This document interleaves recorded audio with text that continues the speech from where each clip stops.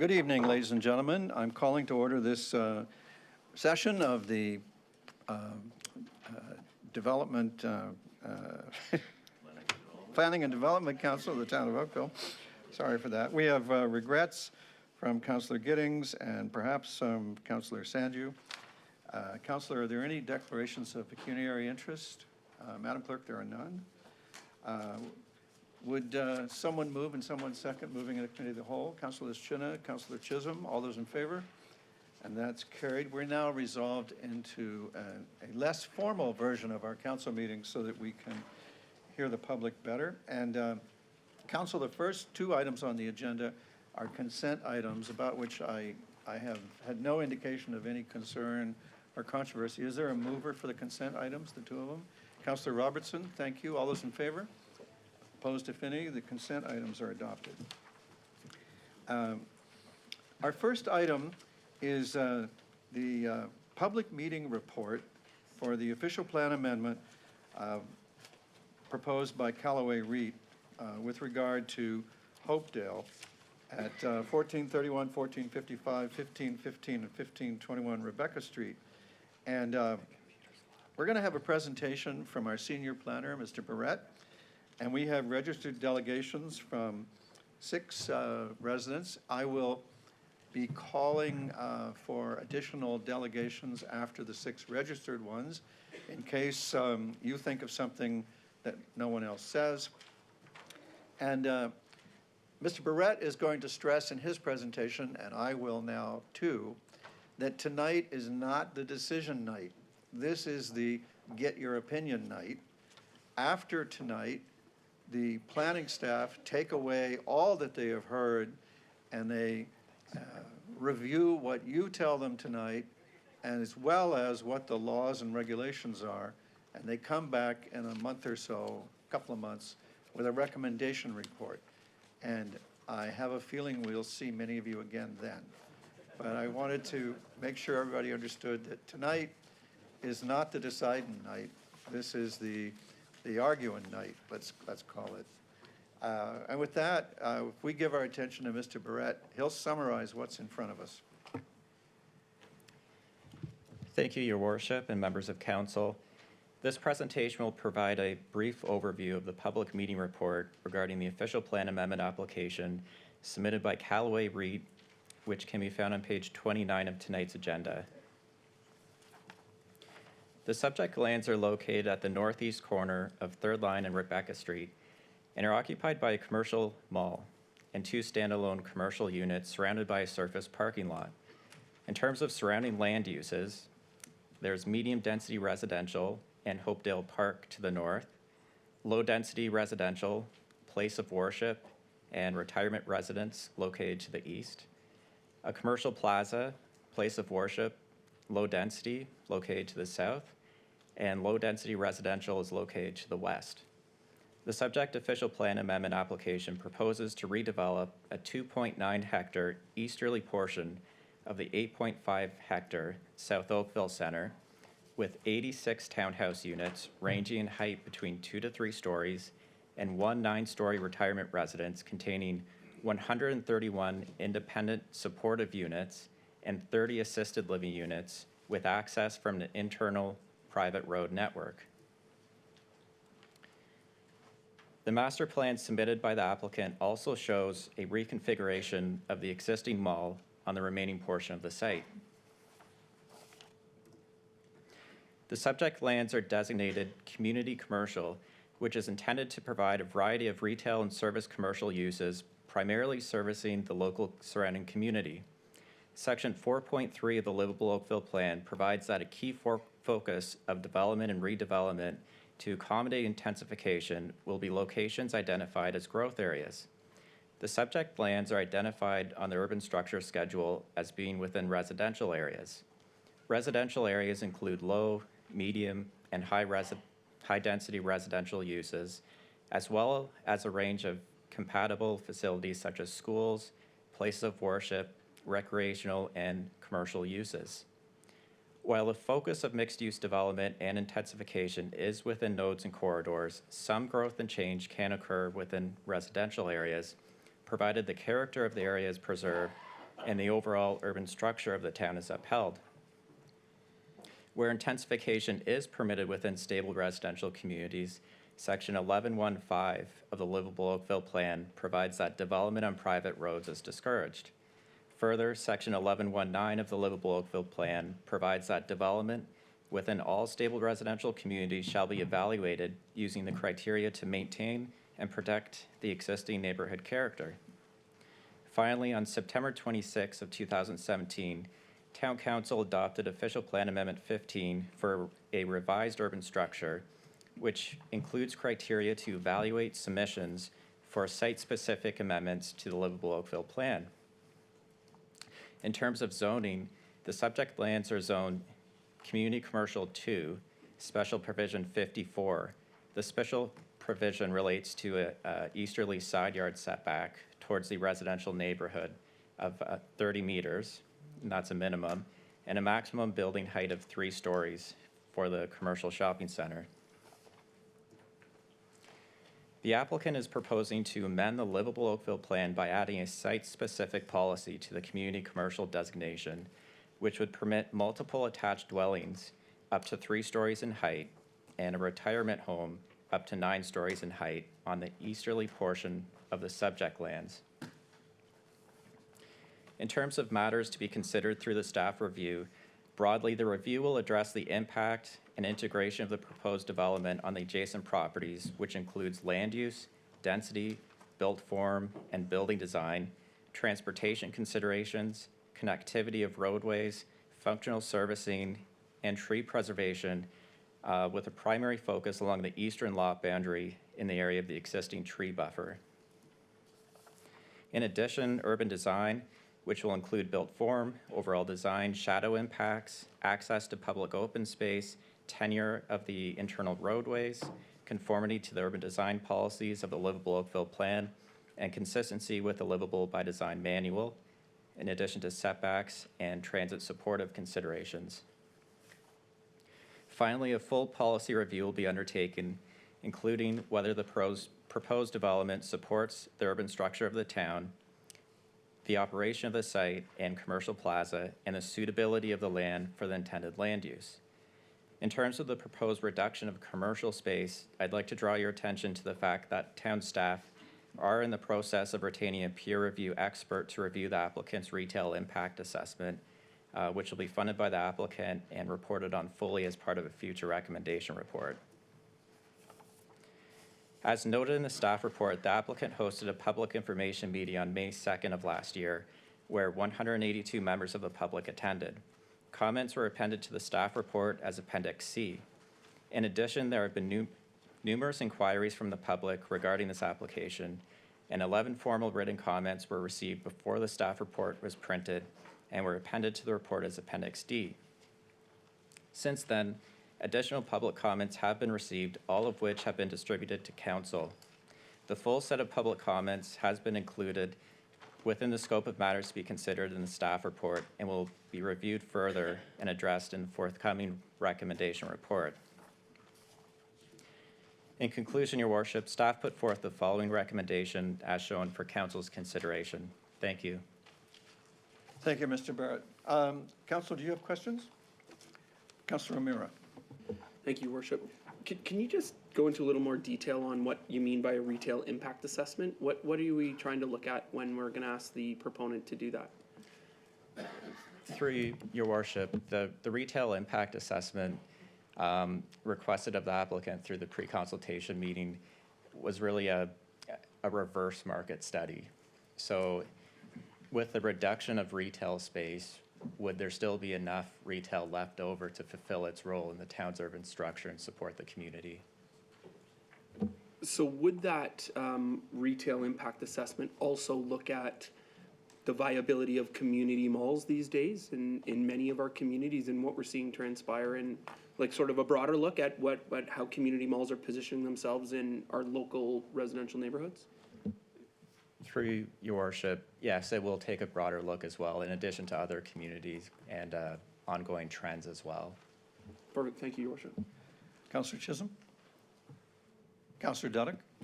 Your Worship, I don't have any questions, having read and heard from many members of the public, I think they'll be able to succinctly put the concerns that are to be captured on this issue. Anyone else? Councillor Chisholm. I echo Councillor Duddick's comments with respect to, because I think we've had a lot of emails and comments and phone calls about this development. I think it's really important we hear from all our residents with respect to this development. Just a quick question. With respect to the transportation, it seems that a lot of the correspondence we've got really started to zero in, not just on the development side, but on third line and the traffic situation. Is this going to be part of the work that's being provided down the line?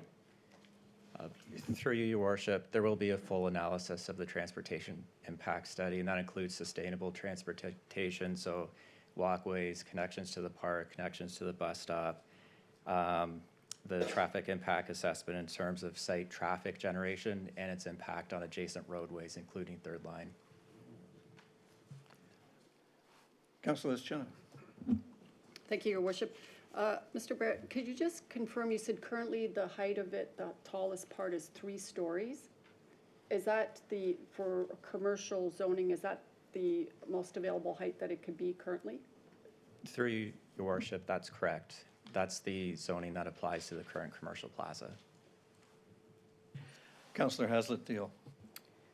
Could you just help us with density around a seniors complex? Is there a minimum, is there a standard for density for a seniors home? Through you, Your Worship, the way density is measured through the Livable Oakville plan is in terms of dwelling units. In this case, the retirement residence is proposing 131 independent supportive units, so that would likely be considered a dwelling unit. The 30 assisted living units, which likely wouldn't likely have a kitchen, be an independent dwelling unit, wouldn't count towards that density. So if you apply that across the whole site, so the retirement home, just the independent supportive units, and the townhouses, that's about 75 units per site hectare overall. And can you just tell us again, what is the average in the surrounding neighborhood? Through you, Your Worship, in terms of the density categories, there is medium density residential to the north, and the Livable Oakville range for that is between 30 to 50 units per site hectare. The area as a whole has quite a bit of low density residential, which is up to 29 units per site hectare. Thanks for sharing that. All right. I'm going to ask the clerk to call the 6 registered delegations. What we're out to do tonight is, there was a list at the end of Mr. Barrett's presentation, which are the issues to be considered. And what you should be doing with your delegation is adding to that list. If you didn't see your issue on there, you need to get your issue on that list. If your issue is already on that list, you can thank them for already having it there, I guess, or take comfort from the fact that they read your previous emails. So, but to help you, to guide you what we're trying to get accomplished tonight, we're trying to make the list against which the application will be judged and then brought back with a recommendation up or down. Councillor Chinna? Mr. Mayor, would it be possible to put that list back up for the audience? Well, it's 3 pages. Oh, well, at least so the first one, because that was, yeah, that's, I think There a you lot go. of the emails were. there's the regarding that. first. Do you want to, whoever's doing that, do you want to just give us a peek at the other 2 pages? And then there's one more. So there you go. I agree. Go back to the first one, but there's a lot been captured, as you'll see from that. So, Madam Clerk, would you please call the first listed delegation? First delegation is Pamela Knight, President of Carnation Park Residents Association. Welcome, Ms. Knight. Council looks forward to your information. Can I get some assistance from, oh, no, it's okay. Presentation? Yes, please. It should have Callaway. This one? Or this one? That one, try that one. Nope, nope. This one? Nope. The third one? This one? That's it, thank you. And to advance? Gotcha, thank you. Mr. Mayor, members of council, good evening. I'm here on behalf of Carnation Park Residents Association to speak to the Callaway REIT application this evening. Let me begin by saying that we support redevelopment on brownfield sites when it's undertaken in a manner that's compatible with livable Oakville, our zoning bylaws, and the character of our stable neighborhoods. We've had a look at this application, and we have some concerns. They fall into three main categories. First of all, impact on stable neighborhoods. Secondly, overdevelopment. And thirdly, what I'm going to call vague information. Livable Oakville indeed gives us some direction on these kinds of applications. In accordance with the provincial policy statement, Oakville's official plan identifies growth areas to accommodate new development and most of our intensification. It also states that if there are appropriate sites within residential communities on low-density residential lands that can accommodate appropriate intensification, that intensification may occur with low-density residential uses in accordance with Section 11.1.9. And we know that a Section 11.1.9 of the plan provides criteria intended to maintain and protect existing neighborhood character. These include the need for built form, scale, height, and massing to be compatible with the surrounding neighborhood. You did see a map earlier, but we'll start with this one. If you're not totally familiar with the site, you'll find it in the lower left-hand corner of this map. And as you can see, the site is entirely surrounded with low-density residential with replacement infill happening here. That's about it. There is the small area that Mr. Barrett referred to in terms of the RM1 marked on this plan. It's some townhouses, and we'll deal with those in a couple of minutes. So if we go down to ground and have a look at this neighborhood, this is what we find. The image on the upper left is a typical street in the area. You'll notice that it has no curbs. It has open ditches, deep setbacks, mature trees, rather. And in the image just below that, you get a sense of the kind of housing that exists in this area. On the left, you see a newer home, which would indeed be a result of some infill development. On the right, older stock. The house on the left is probably about 9 meters high. The house on the right, anywhere from 7 to 7.5 meters. On the right, in the upper right rather, there's a newer RL3 development that's almost adjacent to this site. And as a sense of comparison between the older and the newer, we've got some differences. You'll notice here we've got sidewalks, we have curbs, we've got some newer lighting. But what has been maintained is the fact that they're all single-family residences and the deep setbacks. So we do indeed have some zoning exceptions. And if we go to the one on the upper right first, these are the townhouses that I was talking about just a couple of minutes ago.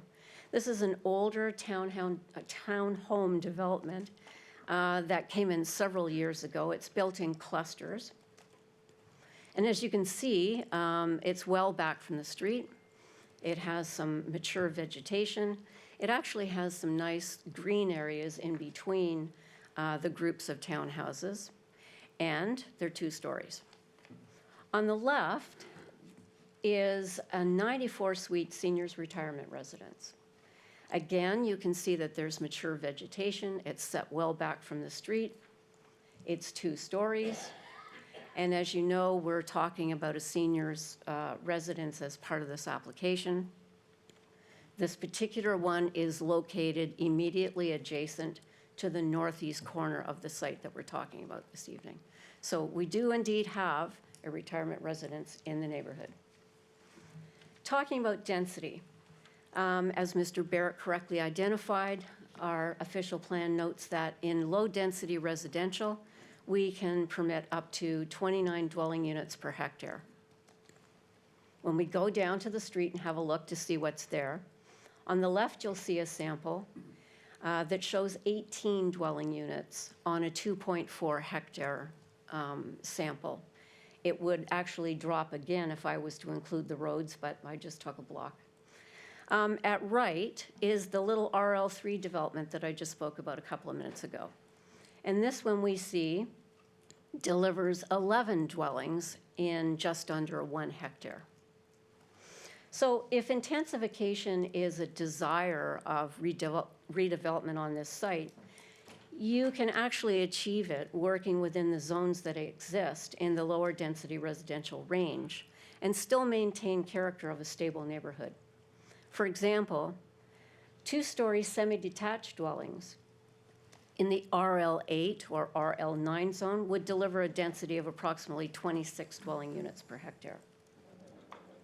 So what's proposed? Again, as Mr. Barrett advised us, 86 townhouses, the majority of which would be 3 stories, a 9-story, 164 unit, I've included the assisted, seniors residence, all situated on a private road on a plot that's just under 3 hectares.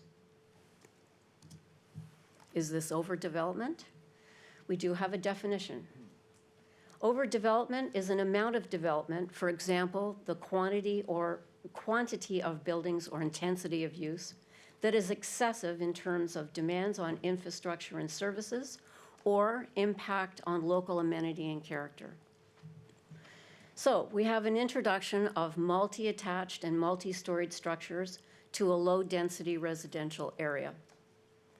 We have an increase in density of 250% in the case of the townhomes and 500% in the case of the 9-story building when you compare it to what's on the ground in terms of density in the surrounding area. We have disparity in height. The majority of townhomes will be 12 meters, the 9-story building 30 meters, perhaps more. Surrounding homes, as I mentioned, are 2 stories ranging from 7 to 9 meters. We have built form that does not maintain or preserve the existing neighborhood character. Let's move on to vague information.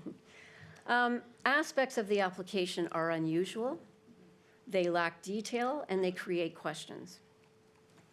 For instance, the applicant seeks an official plan amendment for the entire site, not simply the eastern portion of the lands that we're talking about tonight with the townhouses and the 9-story building.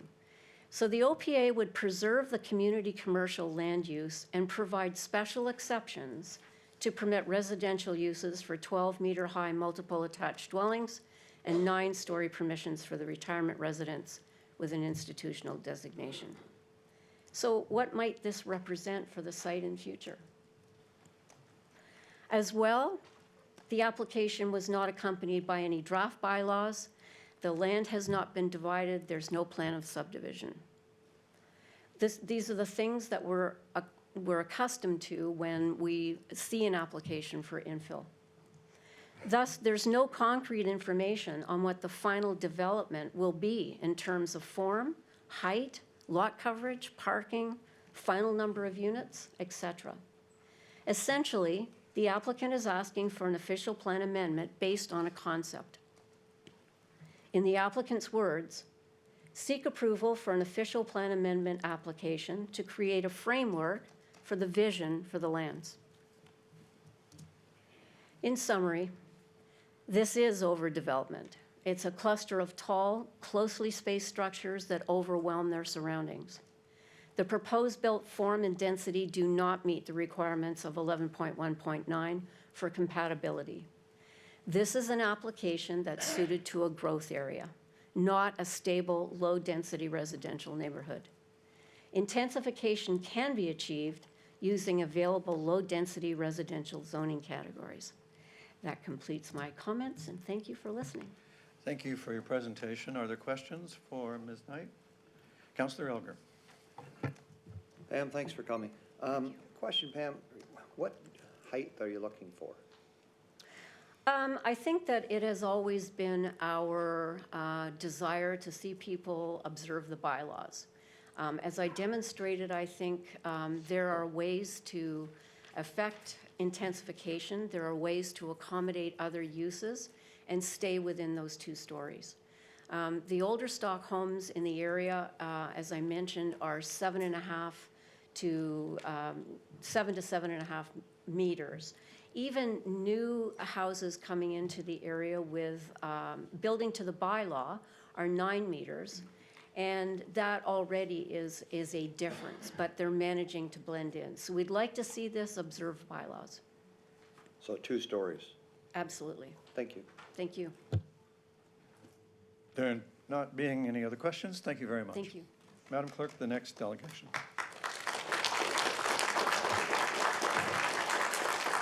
Next delegation is Gordon Germain, President of the Hopedale Residents Association. Welcome, Mr. Germain. Council looks forward to your information.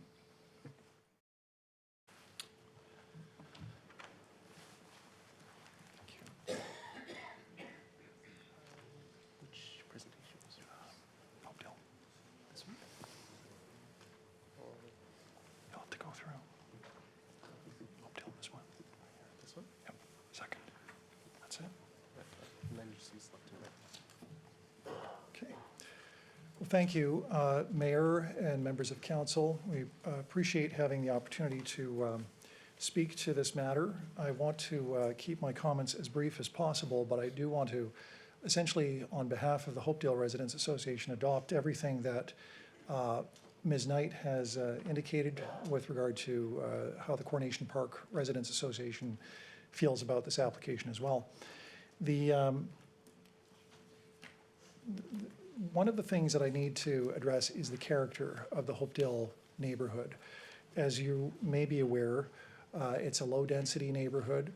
It's primarily RL2 and RL3, and the neighborhood is a mature one. It's a treed, wide lot area, and as you can see from sample pictures, it's a very stable and very low, I would almost call it an ultra-low density environment, because it's certainly well below 30 units per hectare. So it's quite a bit lower than what you would normally see, and this is the way it's always been. One of the things that you would also want to know is that many of the residents have either moved there more recently because of the stability of the neighborhood. They appreciate what they see. And many other residents have been there for many decades. It's quite unique. It's quite surprising, perhaps, because there are some people who've been there for 30 or 40 or even more years. And the Hopedale neighborhood, as you can see in the slide in front of you, really is made up of all of that. And there's really nothing else like what we are facing with regard to the application. There is nothing like that around the Hopedale neighborhood.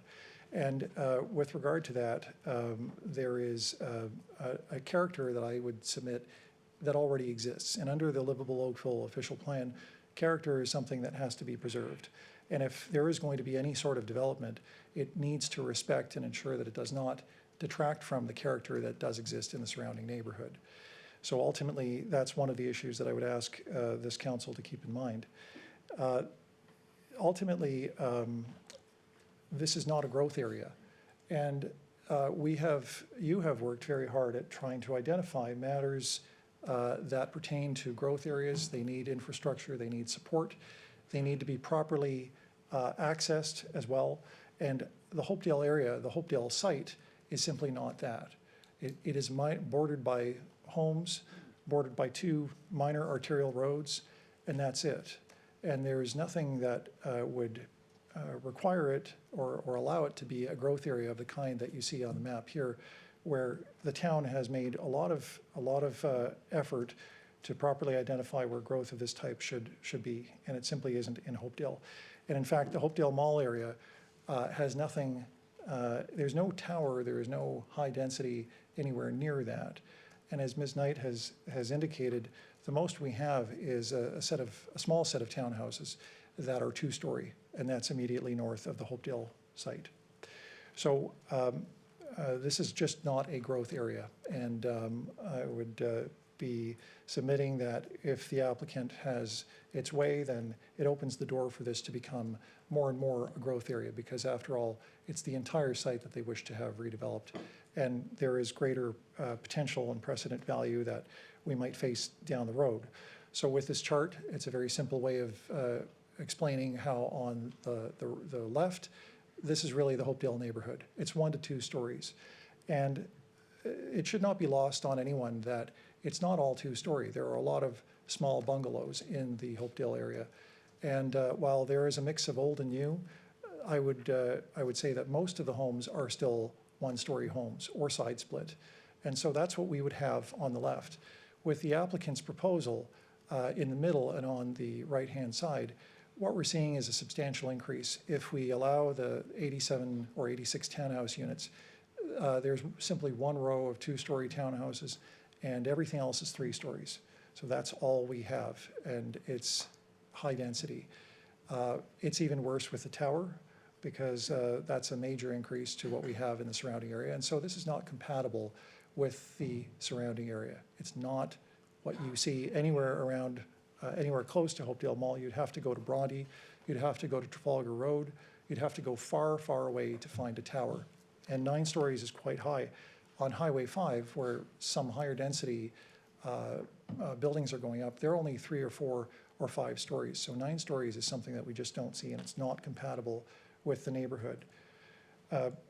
In terms of technical details under the OP, the criteria for new development we would be submitting has not been met on a whole host of levels. There are vast differences between what is being proposed in terms of setbacks, in terms of lot sizes, in terms of the built form and scale. It's very, very different from the surrounding neighborhood. And it would have, as I've said, a significant detracting effect on the surrounding neighborhood as well. Arguably, one can't transition to a 9-story tower, not on this site. It's not big enough, and it just isn't possible. The attempt has been made to make one simple row of 2 stories and make everything else 3 stories, and then to have a 9-story tower. That's a little bit like trying to take off, fly an airplane off a runway and hope that it doesn't hit the tower. It's just too close to the homes. There is no transition that's possible. The density is high. That's already been noted. And ultimately, with what we have is major overlook. 3 stories, 3-story townhomes looking over 2-story, or in many cases, 1-story homes surrounding it will destroy the privacy for the residents. It will be gone. And that's before we even get to the 9-story tower. So the 9-story tower will overlook everything. And ultimately, it will have to become the central focal feature of that entire neighborhood. Everybody will be able to see it from wherever they are, and the tower will be able to overlook everyone at their homes, on their driveways, in their backyards. It will see their children, it will see everything. And it's, again, something that just doesn't fit into that neighborhood. And again, for that reason, it doesn't meet the criteria under section 11.1.9. It's a problem that way. But on top of that, the section 11.1.9 also talks about physical details, the microclimate and other things like that. It's going to cast quite a shadow that will have a major effect on the immediate area as well. I note that the shadow study has essentially artificially limited itself. And so when you look at this particular slide that I've taken from the application, the shadow is only, it only ends because the conception of the artist has ended. It goes farther along, and it will cut off the light to the homes on the south side and possibly even the north side of Rebecca. It will ultimately cut off, in that case, on Savannah, and on the final one, it will cut off light to the people on Stanbury Road. And that's before we even factor in that this particular set of data doesn't look at the shadows until 1.5 hours after sunrise. And it stops looking at the data at 1.5 hours before sunset. So that's 3 hours of the worst shadowing that we've completely missed. And in a winter day where you have slightly less than 9 hours of daylight, that's a whole lot of shadowing and a whole lot of light that we're going to experience in the surrounding neighborhood. And so when it comes to plant growth, when it comes to ice evaporation and so forth, people to some extent count on getting some of their sun, but we don't see the full extent of it on this shadow study. And so, although we haven't done this with an engineer, but the potential area of direct shadowing is far greater than has been suggested. The traffic concerns are also great because at Savannah Gate and Rebecca, where all of this traffic will exit, it hasn't factored in the fact that we have 130 to 160 seniors or senior units who will have foot traffic around there. There will be foot traffic all around there now, coinciding with all of this extra vehicular traffic coming out and leaving the 87 townhouse units. And most of them, unlike the traffic or transportation study has indicated, will not be going in every direction the way that the shoppers currently are doing when it comes to shopping at the mall, but many of them will be going up third line. And the residents have said repeatedly that third line is one of their major concerns. It's already difficult to travel. It's the way that many of these people will probably get to the GO station, and it's the way that everybody down here gets to the Oakville Hospital as well. So there are problems that we are going to see as a result of this. I've included some verbatim comments from the residents.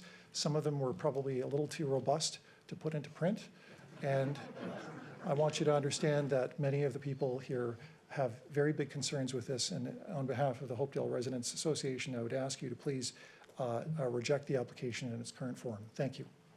Thank you for your information. Councillor Adams has a question for you, sir. Councillor Adams. Thank you very much for your presentation. It's very clear. I just had one question for you. You spoke at great length around the issues around the height and the density, and I appreciate everything you've said about that. Are you concerned about the introduction of residential components to this at all? Not per se.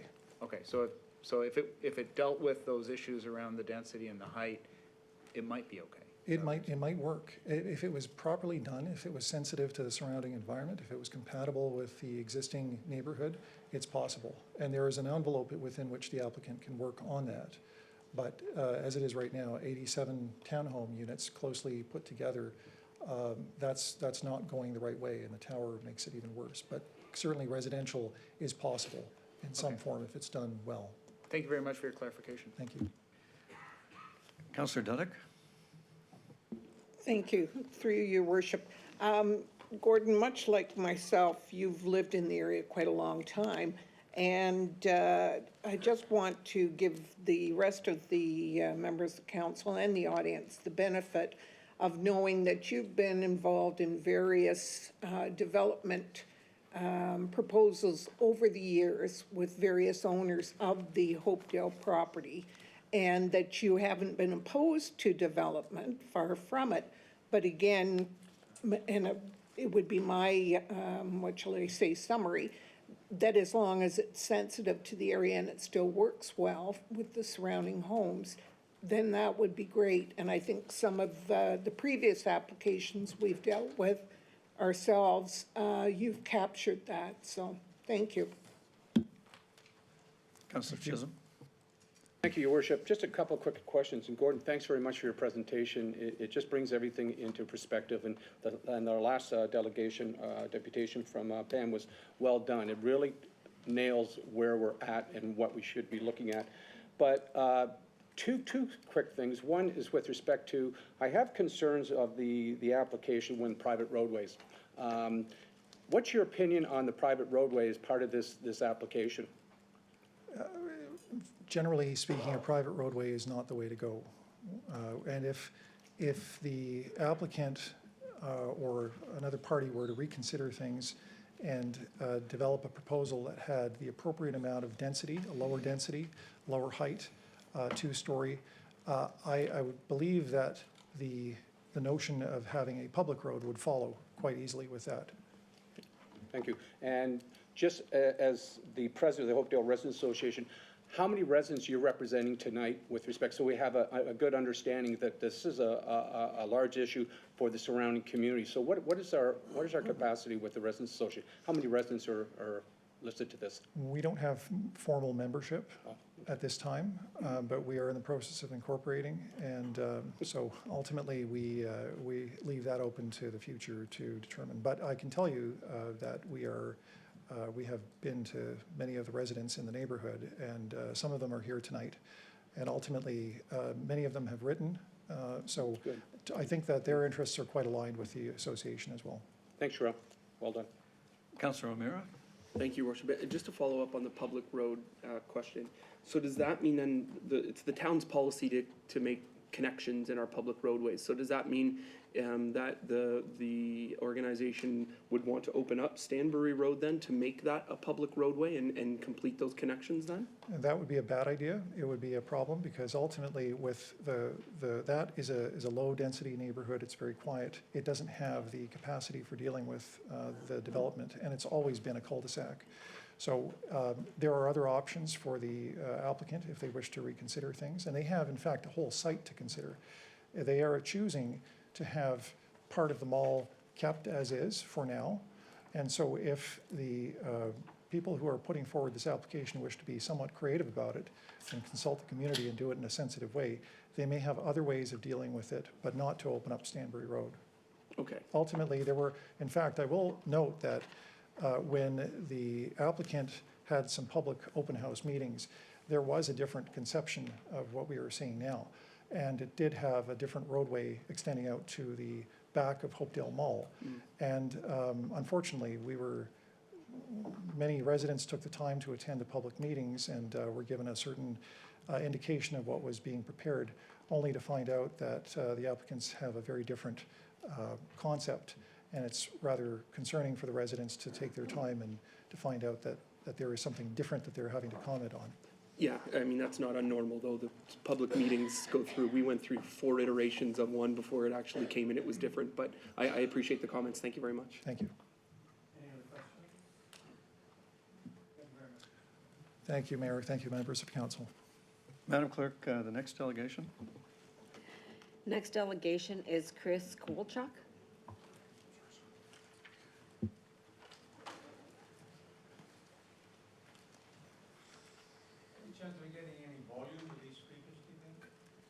If they'll speak into the microphone, you'll get lots. How's that?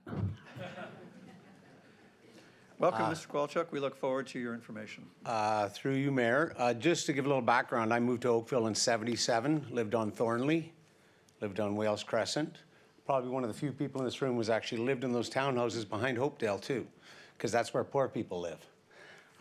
And as someone who was involved with the Residents Association on the board of West River, which is a very active residents association, and I was part of the Livable Oakville planning process with the board in our neighborhood, and our neighborhood is one of the ones that's slated for intensification. I just kind of want to play a little devil's advocate thing, because one thing when you're on the board of one residents association, you don't get into another residents association's business, and that was the case when the Carnation Fruit Market site, there was a proposed development on that site to put in, I think, a 5 or 6 story seniors building.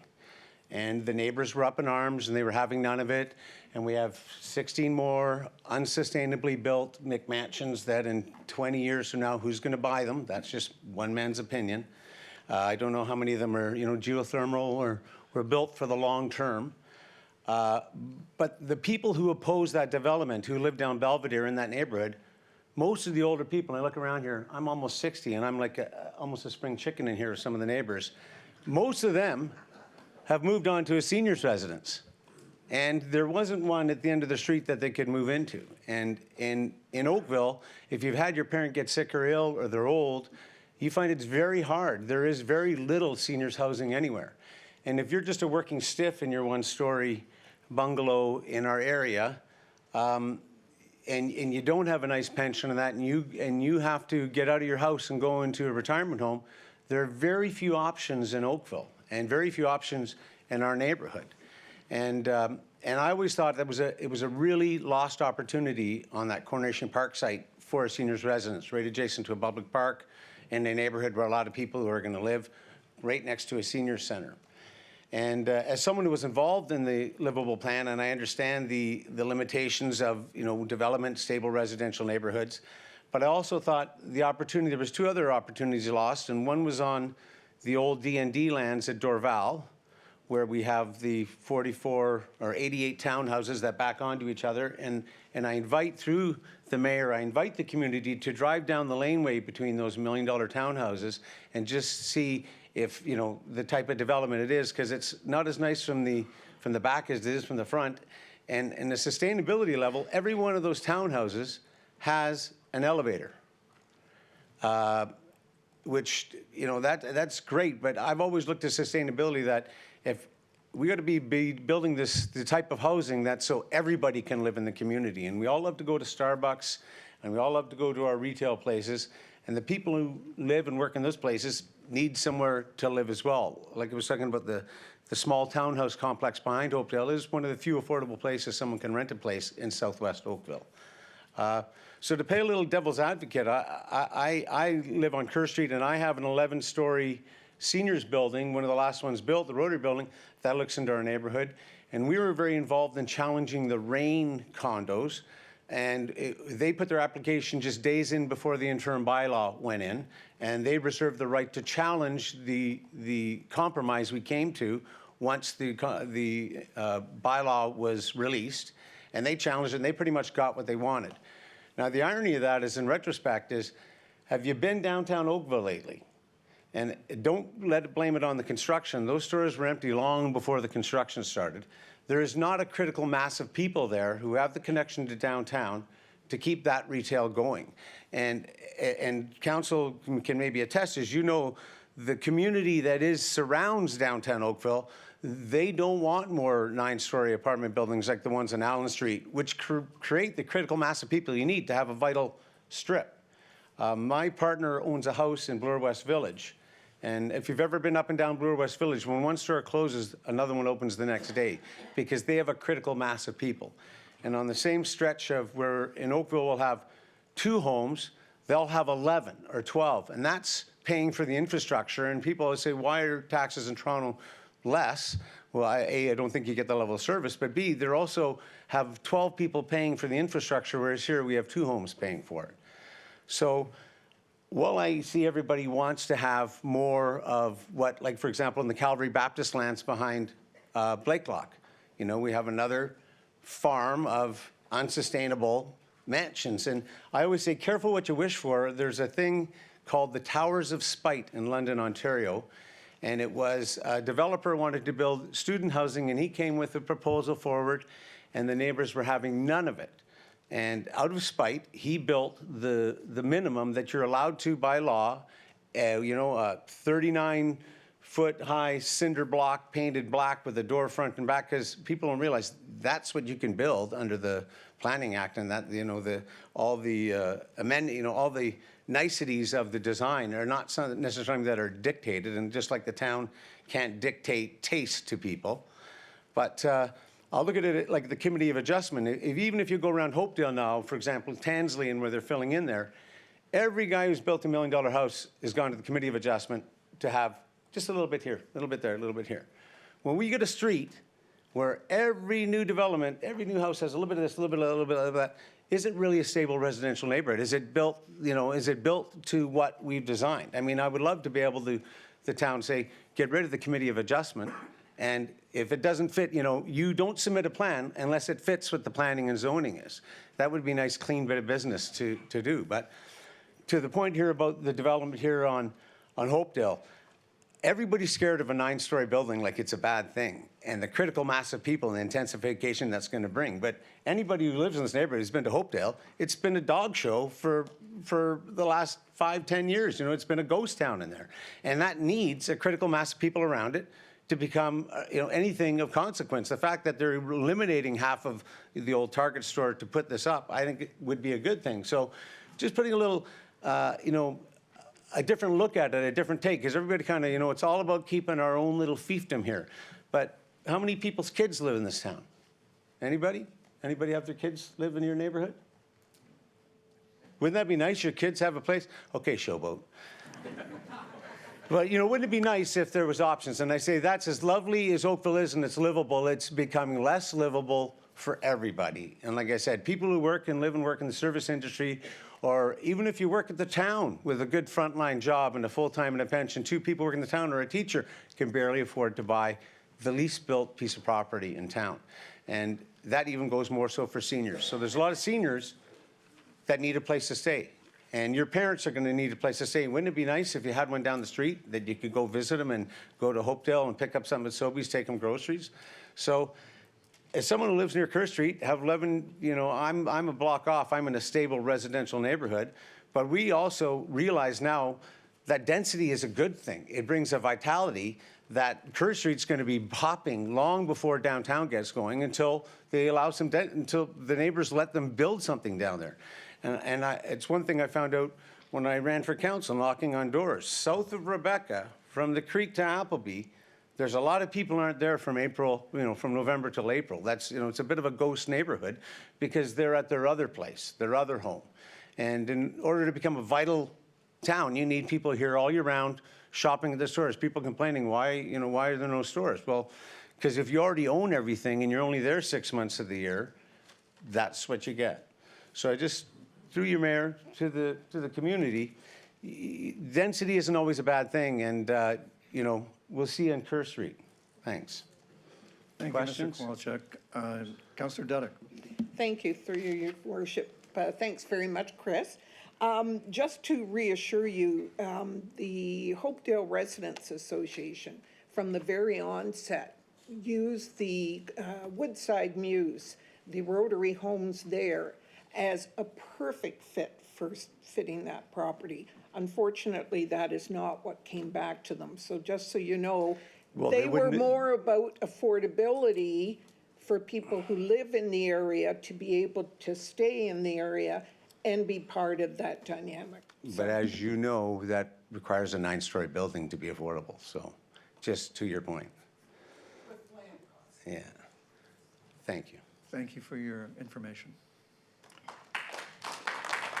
Madam Clerk, the next delegation. Next delegation is Sid Jashanker. Welcome, sir. Council looks forward to your information.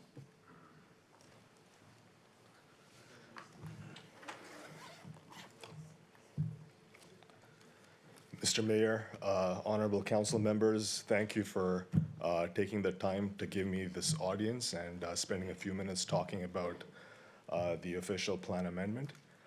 You've heard a lot from Ms. Knight and from Mr. Germain in terms of the technical aspects of the urban planning and so on. I am not an expert in those matters. My background is actually in finance. I'm a trained chartered accountant, a chartered business valuator, and a CFA charter holder. And I'm a managing director at a global financial advisory firm. So the reason I'm here today is to speak to the economic substance from a business and financial perspective of what's being proposed. And what I would say is, just to be brief, because I have made written submissions in this regard, just to make the point, the owner of the subject lands is a for-profit enterprise. It is a sophisticated investor in commercial real estate. It did its due diligence when it bought the property in March 2007 for its current commercial use. And as we all know, commercial real estate has been in the doldrums for a little bit, while residential real estate has gone in a different direction and has been more profitable from a value perspective. So when you read through the reports that are presented in this amendment and look at the planning justification report, when you cut through the chase, the value proposition is really one where the owner of the subject lands is saying, look, I have an investment I bought in 2007. It's partially impaired given that Target has left and it's not a properly utilized, efficient property. So they're looking to repivot and make it a mixed-use property, A, to unlock value, and B, it gives them a partial exit strategy and monetize on their investment. So where is this value coming from? It's coming from two places. One, from the rezoning that they request for the mixed use and the building of the 86 townhouses and the residential residence that we've heard about. But it's also coming from, I would argue, partially, the surrounding community, which is largely low-density residential, RL2, RL3, as you heard from Mr. Germain. So I would say there is partially what I would like to call a bailout of the owner in respect of this. And just using what's been happening today in the markets, for example, wasn't a fun day on the stock market. Don't like what my investment portfolio did today, but if I don't like what I'm holding, I can divest and move on. So that's a choice I have, and it's a market-based economy. So I say that we should refuse this application on those grounds. Thank you very much. Thank you very much. Other questions? Madam Clerk, the next delegation then. Next delegation is Alan Harrison.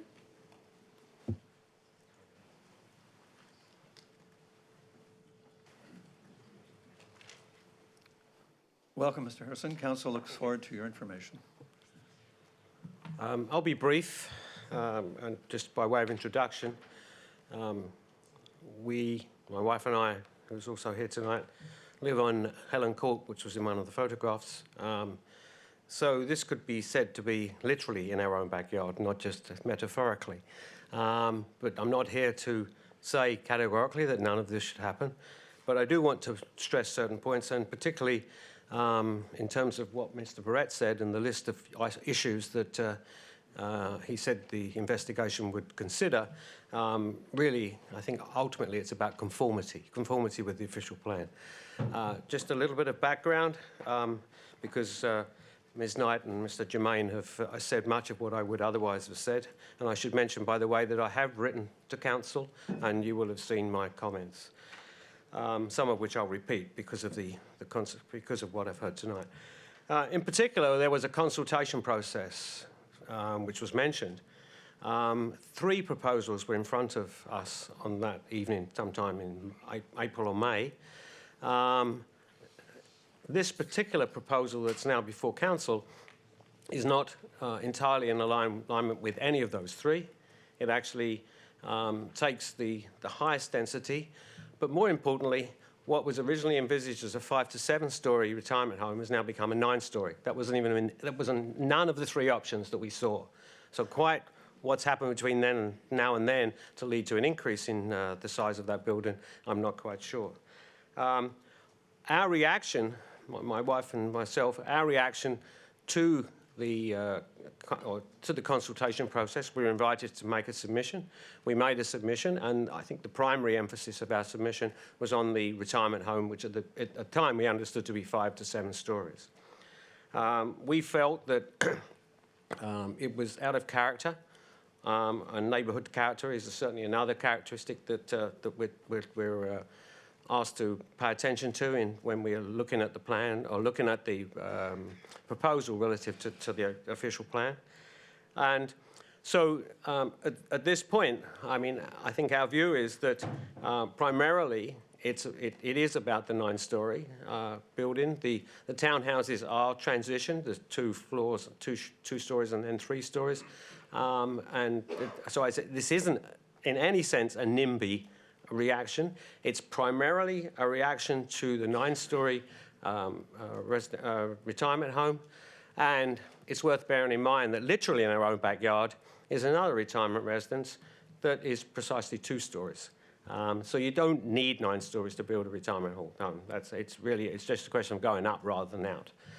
And I think the only other point I would make, which was also made in my submission, is that this, of course, references the whole site, not just a part of the site, which seems a little odd since the other development, so far as we know, is not intended to be in contravention with the official plan. And of course, this could also become a precedent for other sites in the neighbourhood should there be a desire to develop them. Because if the official plan is overruled on this occasion or ignored on this occasion, there's a precedent that can then be cited for other people to come forward, either on the rest of the site for which the redevelopment is proposed, or indeed for any other site that it should become vacant. So those are the points. As I mentioned at the outset, much of what I might have said has been said already, but very, very well by Ms. Knight and Mr. Germain. And I just wanted to give you a personal point of view and also a little bit of history. I guess the only other point I would make is that I think Ms. Knight referred to vague information. It strikes me that a 9-storey retirement home, when we were told that it was going to be 5 to 7 stories, is also somewhat vague information. Thank you very much. Thank you for your information. There are questions for you. Councillor O'Meara? Thank you very much for your presentation. How long have you been on Helen Court for? For 2.5 years. Okay. So I don't know if you can answer this or not. How long has Vistamere been around for, do you know? Well, it was. I understand that it was a school, in fact, someone told me that they used to play soccer on our street when it was a playing field. I don't know the extent to which Vistamere was redeveloped with using existing buildings, or whether it was demolished and rebuilt. I don't know the answer to that question. But it certainly predates our arrival, which was just 2.5 years. Thank you. I just asked. Land values have gone a little sideways since the days when you can build a two-story building. I'm an economist. I do appreciate that. But my point is that I mean it's a low density building that stretches a long way, so we have essentially on one side of us the proposed development, on the other side the 2-story retirement home, and I was really making the contrast between those without wishing to undermine. As I said, I'm an economist by training and by inclination, so I perfectly understand those points. Thank you, Mr. Mayor. Councillor Robertson? I just wanted to ask, in terms of setbacks, everything else in the neighborhood that you've seen, because you've talked about the townhouses really trying to match and going from 2 stories to 3 stories. But in terms of setbacks from along Rebecca, what do you think in terms of that as a resident? There's a difference of opinion between my wife and myself in this regard, so I hesitate to say too much. But I mean, we moved from Kingston, Ontario, so where we could have bought probably the same house for half the price. But this isn't about NIMBY. I mean, we do enjoy the neighbourhood. We walk almost daily. We like the fact that it's open and the setbacks are significant. Is that as big an issue as the issue of a 9-storey retirement home? In that, I think both my wife and I would agree the answer is no. So the setbacks, it would be nice to see them observed, but it's not as important as a 9-storey building in the middle of what is 2 and at most 3 stories. So even if they lowered the number of stories of the residence, the fact that it sits straight abutting Rebecca is fine still? Oh, I see. Sorry, I thought you were talking more generally about the setbacks for the townhomes. Even for the townhouse. I think conformity there will be very important, and being close to Rebecca and inconsistent with the houses on either side of Rebecca Street is certainly a major consideration. Thank you. Thank you for the prompting. Thank you for your presentation. Thank you very much, sir. Thank you. Madam Clerk, the final delegation. Nolan Mass, Smart Centers Real Estate Investments, the applicant.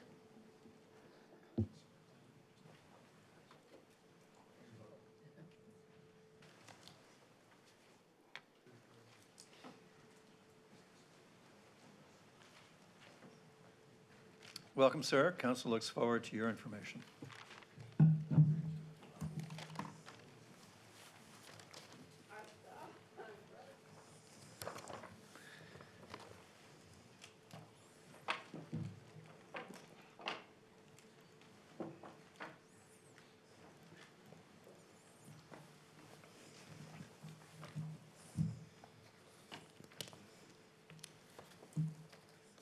Would you like some assistance to make your slide full screen? Yes. Perfect. There you go. Awesome. Thank you. We look forward to your presentation. Thank you. Good evening, Mayor, members of council. Thank you for hosting this public meeting tonight. I would also like to thank staff for their time and effort, as well as the members of the public who took the time to be here tonight. I would also like to mention that members of our consulting team are here in attendance, as well as our partners in Remington and Rivera. I prepared a brief agenda for my presentation this evening, as you can see here. As some of you may know, Smart Centers develops and owns shopping centers across Canada. In 2015, Smart Centers became a public company and is now a real estate investment trust. Since that time, we've been diversifying our portfolio as a result of the changing retail landscape. We have transitioned from building shopping centers to mixed-use master plan communities that are complete and sustainable. To develop our plan in Oakville, we have been working with the Remington Group, the Rivera Retirement Living, two excellent specialists within their respective spheres of development. Remington is a premier home builder with more than 65 years of experience building dynamic and vibrant communities, including almost 600 homes here in Oakville. Rivera is a leading owner and operator of high-quality retirement residences that offer a continuum of care that is also active in Oakville with 3 residences. Rivera is owned by PSP Investments, a Crown corporation that invests on behalf of Federal Public Service, Canadian Forces, and RCMP. We're excited to share our proposal with you this evening. Briefly, I just want to kind of touch on some history around South Oakville. The South Oakville Centre was originally built as an open strip mall in 1959, and then later enclosed in 1971 and modified further in the years to follow. As it evolved, so did the area around it. As you can see in the image taken in 1959, the eastern portion of the site was vacant and originally planned for residential uses. You can also see several other areas that have since infilled and redeveloped, such as Heeks Farm, south of Rebecca Street. To this day, the area remains in transition as older homes on lots have been redeveloped with larger single detached homes. Prior to submitting our application, we met with the community to understand what they would like to see in the redevelopment of the shopping center.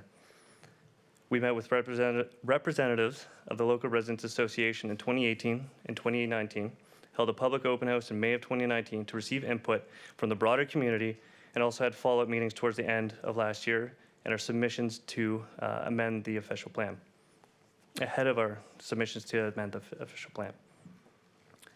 At the public open house, we showed 3 preliminary concepts for redevelopment of the eastern portion of the site. Option 1 illustrated 3-story townhomes throughout the site, located on private roads with a connection from the shopping center to the Signalized intersection along Rebecca Street. This concept did not contemplate a connection to Stanbury Road. A 5 to 7-story retirement residence in an L shape is shown as well. The second option illustrated a similar arrangement of 3-story townhomes located on private roads without a connection to the shopping center.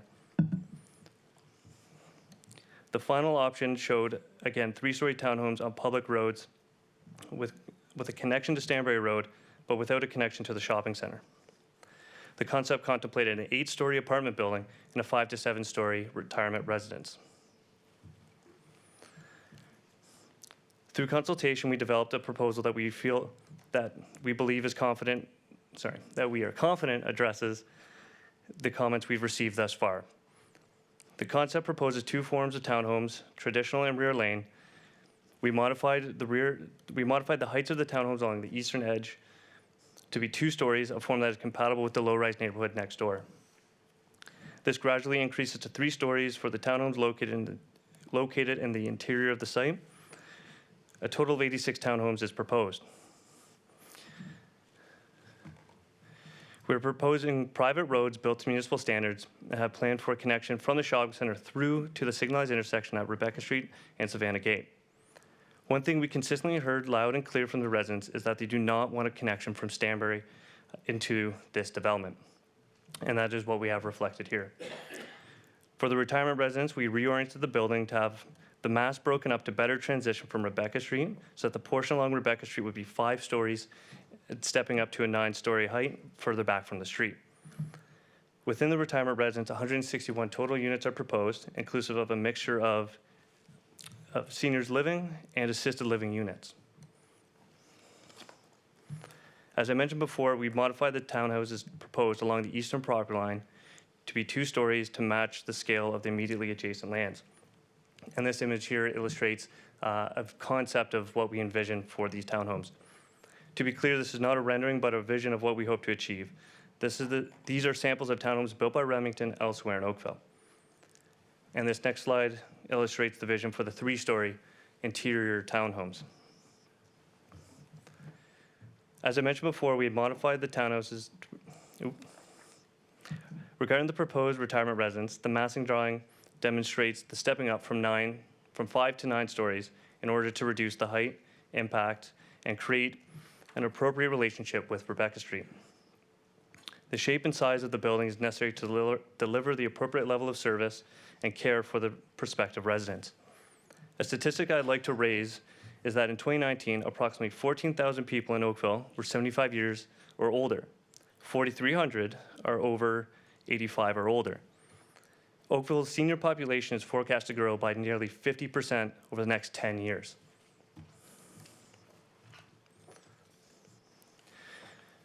We have received feedback from the Residents Association during our meetings, from the broader community at our open house, written comments in response to our submission, and the feedback we've heard tonight. The majority of the comments break down into 5 general themes as it relates to neighborhood character. The residents, especially those living on Stanbury, commented on the heights of the townhomes just west of their homes. We listened to their comments and accordingly reduced the height of the townhomes along the eastern boundary to provide better transition. We have also reoriented the retirement residence to better address the frontage along Rebecca Street in response to the residents' comments. Regarding potential traffic impacts, our transportation consultant, who's here with us tonight and would be pleased to answer your questions afterwards, has prepared a very thorough report on the potential impacts, with specific focus to the context of the existing shopping center. When compared to the traffic generation of if the shopping center was fully tenanted and operational, they found that the concept we are proposing would result in a net reduction of 120 morning and 485 afternoon daily vehicle trips. This is a significant reduction in potential traffic. Again, in response to the residents' concerns regarding a direct connection to Stanbury Road from our development, we are proposing no connection and leaving the cul-de-sac in place. In order to allow for desirable circulation through the entire site, we are proposing a through connection from the shopping center to the signalized intersection at Rebecca Street and Savannah Gate. To do this, we are aiming to provide private roads that are designed to municipal standard. We also have ensured that pedestrian connections are enhanced, better connecting the community to the shops and services they've come to enjoy, and have enhanced the connections to Hopedale Park. We believe that in order to achieve a complete community, it is critical to provide different types of housing, and that the addition of both seniors living and townhomes at this location will provide the opportunity for residents to age in place and allow new families to call Oakville home. Understanding that the South Oakville Centre provides convenient and important services to the local community, we want to be clear that we are looking to retain the great tenants such as Metro, Shoppers, the LCBO, the banks, and other tenants. And we aim to ensure that access to those services is available to the community throughout the construction process and well into the future. To conclude, I would like to thank again Council and the community for their time this evening to discuss this proposal, a proposal that we believe is compatible with the existing and future neighborhood, providing a mixture of multi-generational housing to achieve a complete community and reflective of what we've heard from the residents thus far. And with that, my team and I would be pleased to answer any and all of your questions. Thank you, sir. Are there questions, Council? Councillor Duddick. Thank you, through your worship.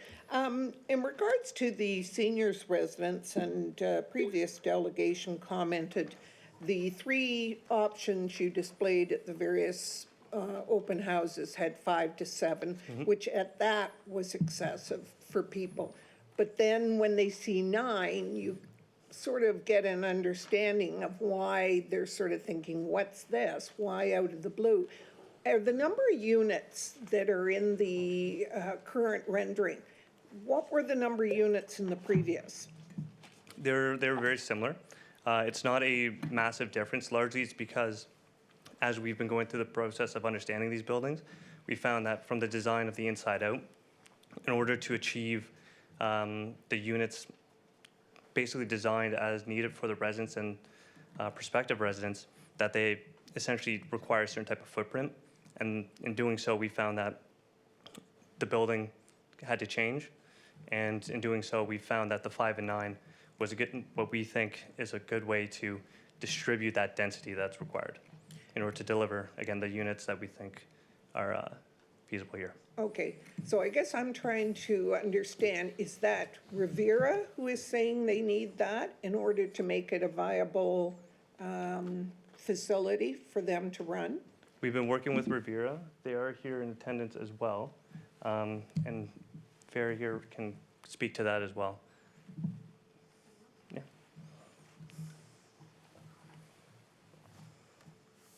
Good evening, members of the council and your mayor.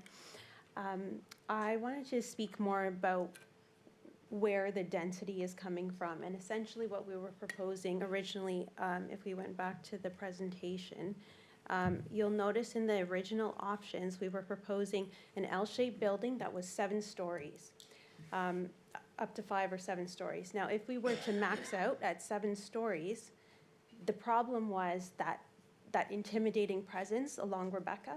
And so we felt that by stepping back and having 5 stories along Rebecca, that was more of a pedestrian streetscape type of feel.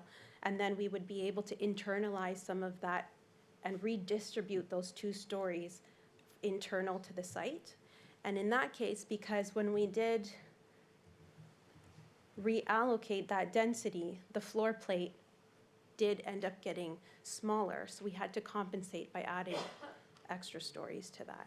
So essentially, the unit count did stay the same. It's just a matter of allocating the L-shaped form in a different way and internalizing that density so that the streetscape along Rebecca Street remained as a pedestrian streetscape. Okay, was there any consideration to having 2-story along the front?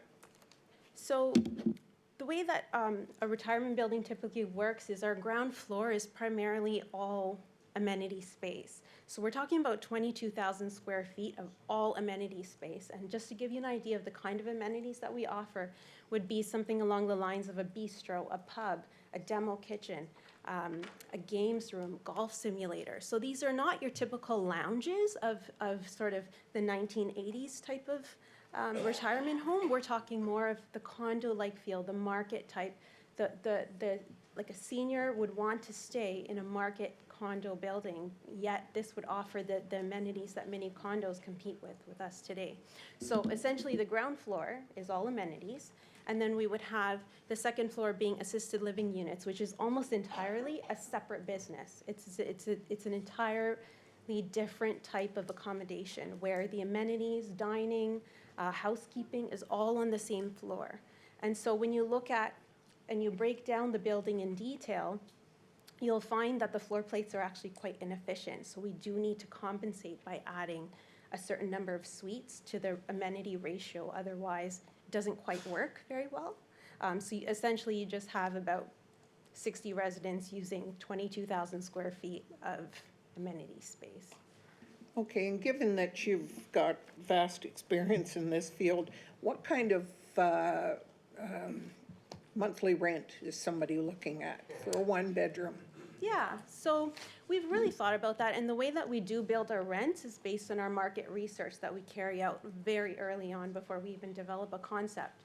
And the way that we've tried to build our rents is that we give residents, when they sign up, a flexible meal option. So they're not signing up for 3 meals a day. They may sign up for 2 meals or 1 meal. And then they also can build their level of care on top of that. So the units are independent supportive living, which offer a standard type of retirement accommodation. However, the modern trend that we've seen in our other retirement homes in Oakville, we've found that residents would like to customize the number of care. So sometimes, you know, perhaps grandma doesn't want to have someone helping her out of bed in the morning. Maybe she wants to have medical admin instead. So in that sense, the rents are not typically set. They do have base rents, and then what we do is we build on top of that. Okay, so if you could give me a base rent. So we're talking about, with all of the amenities, they usually start at around $4,300 per month. And if you look at our existing residences at Trafalgar Lodge, the Kensington, they all offer, they're different classes, obviously. They're around, that they do range in that market. Okay, so if somebody, again, wanted to go for, say, 3 meals, that would be sort of the top realm, I would imagine, barring other stuff that they may want to add on. So what kind of dollar figure you're looking for that? Well, it's a range. We're looking at, but it's not just the meals that's included, it's your housekeeping. There's assistance, you're connected to a building where there's nurse stations around, 24-hour care. So we're looking at a rental range of about $4,300 to, it could go, it depends on the type of unit size you're in as well. I guess I'm still wanting to ask, what is the upper realm? Because you've heard from residents in the area that the age in place is something that is very desirable. Of course. But whether or not it's affordable to age in place. Yes. The rental range, again, I would only be able to speak to the base. And then, you know, you're going into a 900 square foot 2-bedroom suite. That's obviously going to be a lot more than that. Okay, so how do you respond to the fact that Vistamere obviously is able to provide in a 2-story, maybe they don't have the bar, maybe they don't have the other things that you've alluded to, but it's still a viable, for sure, what shall I say, facility and able to provide for people? So I think Vistamere was originally, I believe it was a school, so it's somewhat retrofitted. The type of accommodation is also independent living as well. So in our seniors world, we call that more as of a seniors apartment type of product, where there aren't too many services and care included.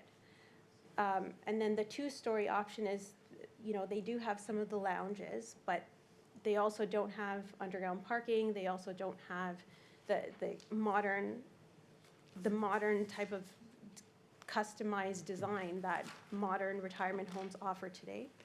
Okay, the other thing is, and having had loved ones who've lived in various facilities such as this, the biggest problem they face is once they get to a certain level of care, they are told they either have to pay exorbitant amount or to have private care come in or go to a long-term care. So my concern is that sort of window of service for the person versus what you're trying to offer? Yes, so I think it's not only Rivera, it's more so all of our competitors as well. I think the modern trend in seniors housing is to offer a true aging in place community. Ideally, we would have wanted to offer all the way from independent seniors apartments all the way up to long-term care. But in this scenario, we've done our market research and we found that there is a specific need for independent supportive living as well as assisted living. I can appreciate you've got a business to run, so thank you. Thank you. Councillor Chisholm. Councillor Dudek asked the same questions with respect to my concerns with respect to the building itself. And what I'm hearing is it's a concierge type service with respect to some services you can pay for and some you don't. And this is not a Motel 6. This is a step up of an operation.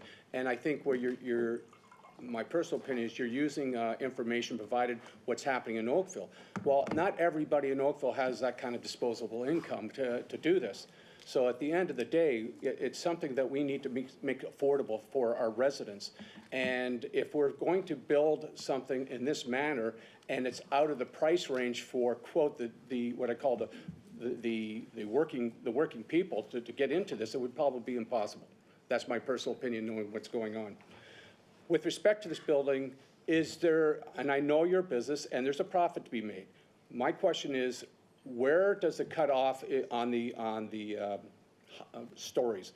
Is there a possibility of reducing this height and still make your profit? It might not be the highest percentage profit, but a profit on the operation. Yeah, I can, Nope. or Barry can hop in on that one too. So that's, I think, one of the ideas that we've been looking at. So one of our concerns for our business is operating an efficient floor plate. So basically having the proper staff to resident ratio on an assisted living floor. So we do care about how the building is massed out. The L-shaped building is specific to sort of our model and what we feel is the most efficient, but we are cognizant of the density that we are adding to the site by having a smaller floor plate towards the back of the site. Originally, I think we did look at a full 7-story building that was seven stories straight up, but I think we thought that it was somewhat intimidating and it may not be as welcoming as on a pedestrian level, so that we tried to use this as we tried to develop this idea of internalizing some of the density off of Rebecca Street as a solution. We're open to ideas. I'm not sure if I was clear on my question. My question is, as a business, Yes. you have all these stories, and Yes. you've done your number crunching and so forth and what the market's doing. What I'm asking, if a reduction in the height, whether it be floor space or whatever, is there still the opportunity to make a profit? Okay, I understand now.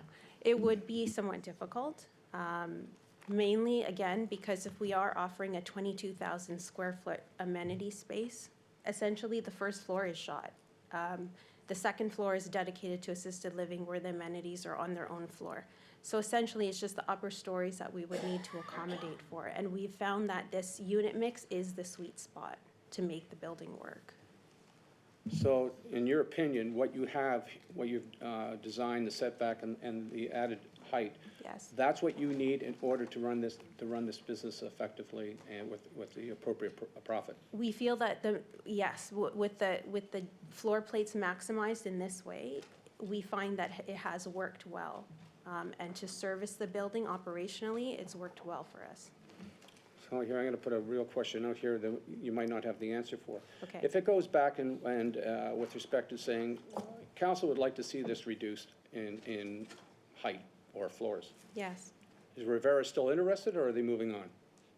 No, I think we've partnered up with Smart Centers and we're in it for the long haul. I mean, we do have 3 other properties in Oakville, which we really have, I think it's been a great experience in Oakville, and we feel that I think we can make this work. We are obviously open to, I think we knew going into this that coming in with 3 options, we knew that there was going to be some different ideas, and we're open to hearing other ways of doing this, but it's just, there's the unit count that we need to satisfy, and then obviously we need to look into what works best on this site as well. Thank you. Thank you. We have quite a list. Councillor O'Meara, Councillor Robertson, Councillor Hazlet-Thiel, and then we'll come back to you, Councillor Dudek. Thank you, Your Worship. I just want to be correct on what I heard about the traffic impact if it were full retail build-out. And I get the Amazon factor, and I get that you guys have probably tried to fill those retail units in there. But did I hear that it's close to 550 trips a day less by going with this development as opposed to full retail build-out? So the net difference between a fully tenanted and what we're proposing is 120 morning trips and 484 afternoon trips. That's the net difference. So almost 600 then. Total trips Sure. in a day. Total yeah. trips in a day. So right now, with the way it is, if that were to be fully stocked and shoppers going in and the way that, somebody might have divested, there could theoretically be 600 more vehicles in a day traveling on Third Line in Rebecca? I think we have the Mark here as the numbers and reporting. He can give you a very clear answer on it as well. Through you, Mr. Mayor, my name is Mark Jameson. I'm a transportation consultant with BA Group. And yes, Councillor, essentially what you've said is correct, that, if this, or if the target, when the target was active and if we're busy, that mall would generate 600 more trips on Third Line than is there today. Have you looked at the Third Line and Rebecca intersection in terms of its current functionality right now, and what implications may be for that for that intersection should this project go ahead? Is there any implications for that intersection?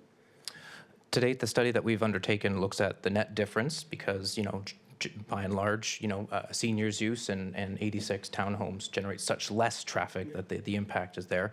I've certainly heard that there's a lot of concern over the specific impact about the Third Line Rebecca intersection, and that will be something that we'll be happy to address through a resubmission. But, I would say, in my opinion, without having done the detailed analysis, that the small amount of traffic, relatively speaking, is an increase, I guess, than what you would want and count today. Will be able to be accommodated by that intersection, recognizing that it is a busy intersection today. It probably needs to be tweaked in terms of signal timings, but it won't be to an extent where it will be a significant noticeable difference. Okay, thank you very much. Now, just a question about the project in its entirety. It seems we haven't done a lot of talking about the commercial retail redevelop. Right. Is that in any way tied to the residential and seniors redevelopment, or is one contingent on the other, or is this, do you need one to happen to do the other? What's the relationship between the sides? Right, we're taking we're looking at this, and to some of the questions raised before, we're looking at the mall as a whole, but in order to redevelop the western portion, we need to examine this project here on the eastern portion. So the residential portion is part of how we're analyzing the full redevelopment of the mall. And are you reinvesting in many local communities, or are we special here in Oakville, or what's your redevelopment plan throughout the GTHA? Well, throughout the GTHA, it's really examining a lot of sites that we have that are either underutilized, a lot of parking, and finding opportunities for appropriate intensification. Again, we're starting to move into more of a kind of city building, community building type of role, and that's our view. And going forward, we're looking at all of our sites for opportunities. But this site in Oakville, we have a very strong feeling in terms of our design and what we can achieve here. Thank you, Mr. Councillor Robertson. This is about setbacks. And I look at how you originally had proposed the Rivera spot to what it is now, and you had an entryway coming from Rebecca before where it looked like it was set back further because you actually had a driveway in to it, I assume there. Was that not a driveway in, or is that just the bus shelter, the bus route? No, that bus route is up here. Here? I guess my problem is the setback is you put a 5-story building right on the street. Right. When everyone else, all of their front lawns are a decent size, they're off the street, and it will so dominate. And when the Hopedale Residents Association talked about character, it changes the complete character despite the height. Even if it was 2 stories and it was plunked on the street, it's not, it'll sit up further than the Pet Value and bank beside it. And is there any way you've ever thought of putting it in a different location? Is Rivera set that it has to be a streetscape, or could it go closer to the current existing tower in the mall so that it doesn't look like it's just blocking the street view? We've considered a number of different options when coming to this point, but I think the important thing that we came to was bringing the building to the street edge, to more so in the future context of what Rebecca might be, or what we're proposing in this case in terms of some urban design principles. And we do have our urban designer and planner here, who I think can give you a very fulsome answer to that regard in terms of the design element of that. But we've identified the frontage of the property as the best opportunity and the best location for this use. But in terms of the setbacks and urban design principles. Hi, Eldon Theodore from MHBC. Just strictly speaking and looking at this proposal as it relates to the street, what we were trying to do was bring the building closer to the street to help to animate that edge. It's no different than the existing portions of the malls you see today. There are portions that are quite close to the street, as you see along Third Line along the west there. We imagine that as part of the future redevelopment, our ability to animate and create active and vibrant streetscape along this area will see opportunities for that built form to be closer, to have active windows, to have clear vision windows where there's spill-out opportunities, where there are cafe opportunities, where it can engage the street, rather than being set back and being an isolated portion. So it's actually looking at provisions within Livable by Design, the town's own guidelines, as direction as to how we should orient the building as it relates to major streets like Rebecca itself. Okay, I just want to challenge you on Metro. It's further back than what this will be along Rebecca, as well as the fact that Metro is like a single story, and this is going to be 5 stories. So that you're speaking to the Metro grocery store? So that store right now flanks at a close relationship. Yes, the front door is set back from Rebecca, but its side yard abuts quite closely. And you have to remember, when that portion of the mall was constructed, it was done at a time where current principles and practices to engage the streetscape were not considered at that time. Okay, thank you. Councillor Dudek. Thank you. I'm going to be brief. For the lady representing Rivera, the 3 other homes that you cited, Churchill, Trafalgar, which also was the old Journal Record newspaper building, and the Kensington, those are all in business districts, okay? What is the unit number on those within those existing business districts?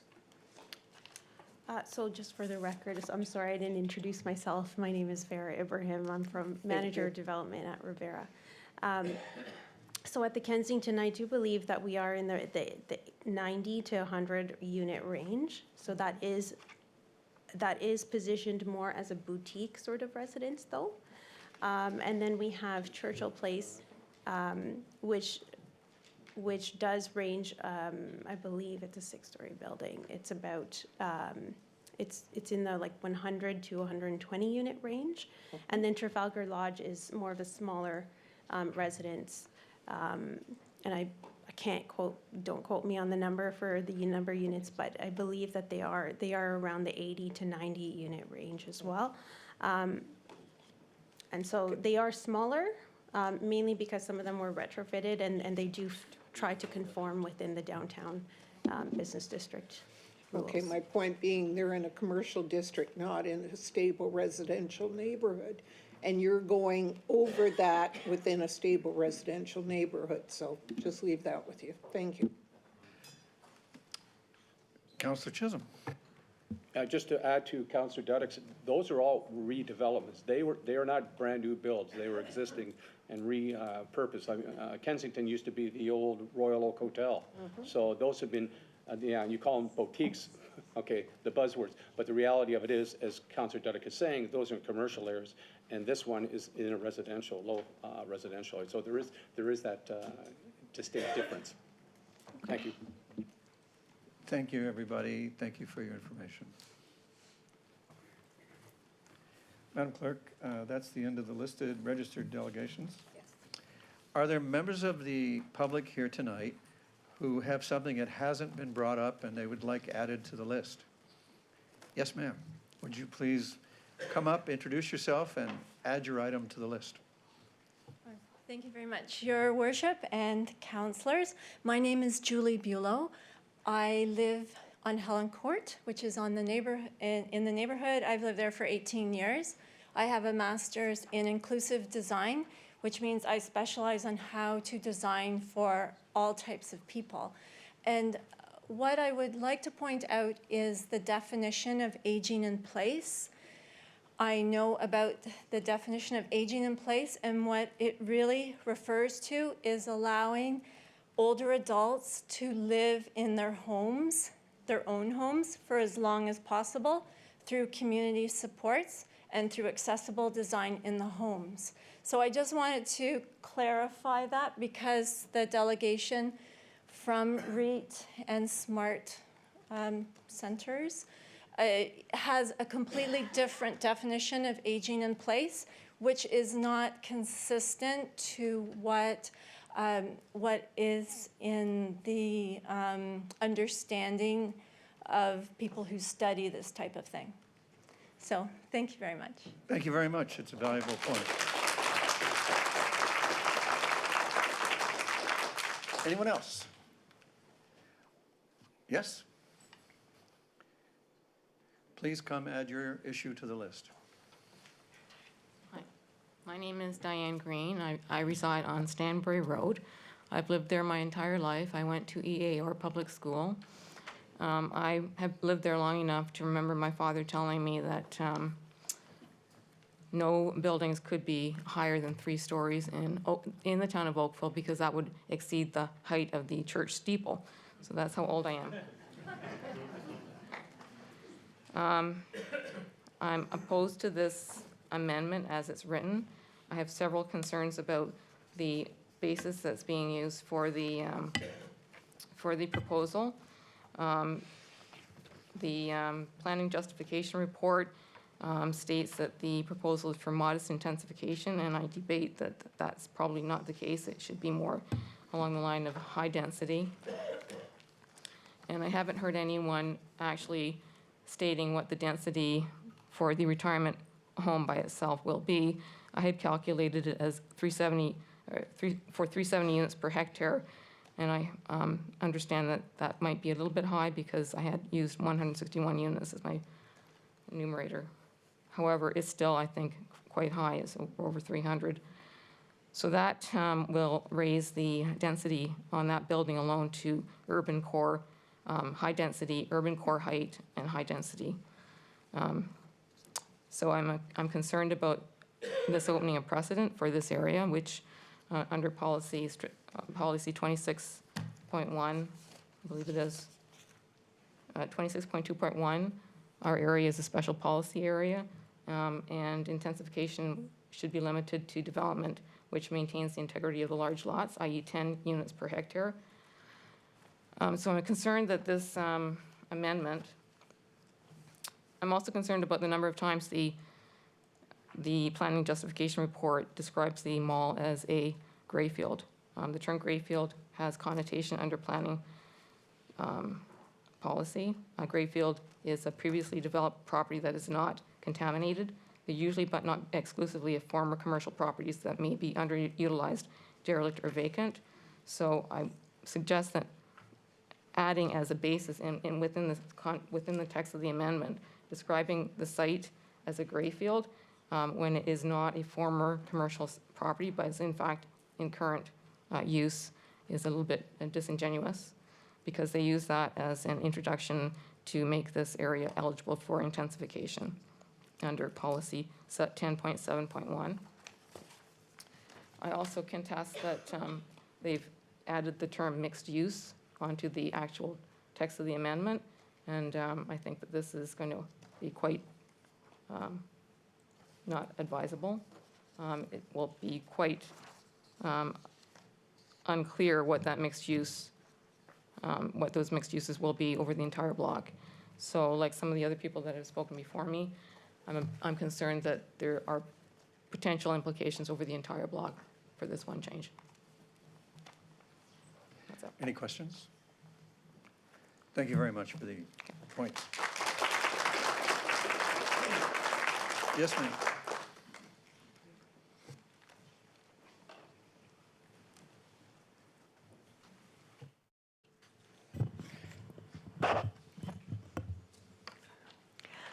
My name is Sarah Stadnicki. I live on Rebecca Street, right across from Hopedale Mall.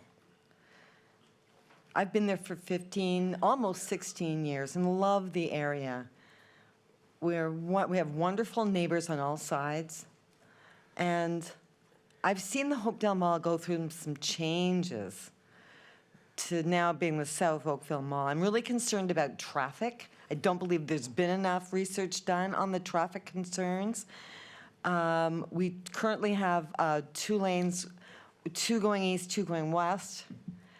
There's going east off 3rd line, but if you're going north on 3rd line, the 2 lanes become 1 lane in both directions. So from Rebecca to the QEW, it takes 25 minutes just to get there. So now with more traffic in the area, it's going to make that even worse. I think you're going to see a lot more angry people in the morning. On Rebecca itself, driving east, the road goes down to 1 lane in either direction. And then you've got Blakelock High School, and then the traffic coming to and from the Catholic school and the public school. Traffic is crazy in that area. I have to schedule my day around congestion. If you remember when we had the Target store at the mall, oh my God, I couldn't get out of my driveway. I had to time it, waiting for the red light and hoping that a bus didn't turn the corner. So with this area, we're looking at more cars, more congestion. And what I'm hopeful is that this project will be put on hold and that someone will have a real hard look at what the community needs. I think for now, that's all about profit margins. You know, oh, well, we're Oakville, you know? We're high-priced compared to other towns, but, this is where we live. This is where we are comfortable. And looking at the prices, if you think about retirement, and $4,300 a month, really? Could that not be, say, divvied up between other people who live here in Oakville who maybe cannot afford it? And I'm thinking that people who have higher retirement income will want to live in a quote, unquote, will not want to live in a quote, unquote, hopeless area, right? But, I think there's new homes, but I think the expectation that needs to be changed in terms of this whole retirement community. And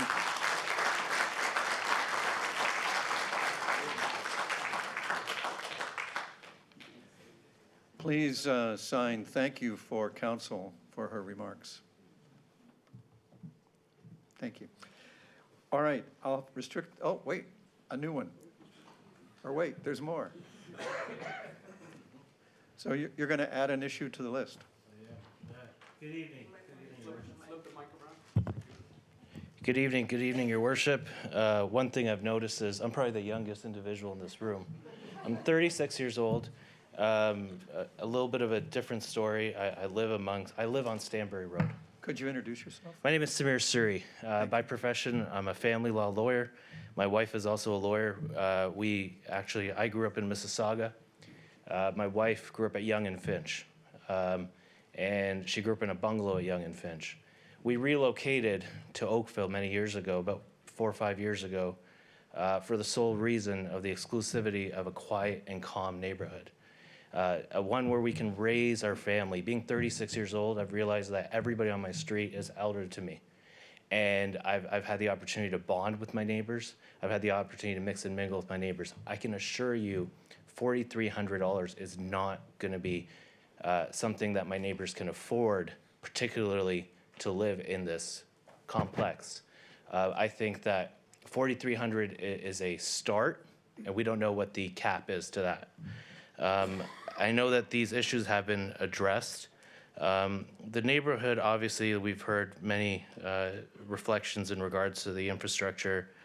Sometimes a wife tells me her commute to the Bronte GO station is longer than her commute to downtown from the GO train.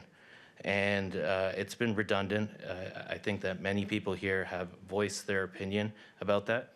But I do believe Smart Center can achieve what they want to achieve if it is only for the sole purpose of a residence community. Why not perhaps amend their plans to potentially have a 2-story residence and maybe drop the idea of townhouses? They can perhaps meet the calculation per hectare and still situate the individuals and provide this wonderful place at 2 stories. There's definitely not enough information at this time. One thing I did notice is option 3 presented by Smart Center displayed an opening on Stanbury Road. And often these renderings, Councilor Mera has mentioned that obviously they go through different renditions, but the vagueness that's there, it seems that from 5 stories up to 9 stories to closing and not having an entrance off Stanbury, and now at this point, option 3 in the rendering has a opening from Stanbury. I think that right now it's premature in any position to have a plan pass. That's just my personal belief. But I came here because one day the hope is to have children, to raise them in this neighborhood. And one thing that I've always been told is respect the elders. And one thing that there's many of my neighbors that probably couldn't make it to this meeting here. And I wanted to voice their opinion in such a way that letting you know that they will be forced out of the neighborhood and definitely they will not be able to afford $4,300. And I think that's very important. We chose this neighborhood for the sole reason of the mix, the young families moving in, the elderlies are still there, and there hasn't been a day where I have not enjoyed living where I live. Thank you for your information. But wait, you've generated a question or two. I'm going to start with Councillor Sandu. Thank you, Your Worship. Just a comment. If you don't want to be the youngest in your street, come to Ward 7. Thank you. I know she's also a lawyer as well, so it holds its own weight. Councillor O'Meara? Thanks for speaking, and we hear this quite a lot. There's an affordability issue, and the answer is actually more bang for your buck. If you want to bring costs down, go higher. So are you saying that we should be lowering the price per unit by adding more units to make it more economically viable? Absolutely not. What I'm suggesting is there's quite a bit of space based on the drawing that's up there right now. And if Smart Center can still maintain a profit by having a 2-story dwelling, perhaps they may not have the same profit if the townhouses are not added to that plan. If the townhouses are not added to that plan, they can achieve a relatively large retirement facility and still perhaps maintain a profit. The question is maximizing profit. Maybe I'm not clear in that way. Essentially, I'm saying perhaps if Smart Center feels that we need to have a residence, a retirement residence, then why not maximize that and have a 2-story, still comply with the character of the neighborhood, and yet expand that retirement residence for the entire depth. Okay, so now I understand. You get rid of the residential act and just have one large retirement. Fair enough. Okay, thank you. Thank you, Worship. I know that Smart Center may not like that, but that's my opinion. All right. Thank you. Well, they have their own representative anyway, so thank you for your representation. Thank you. Thank you. All right. Yes, sir.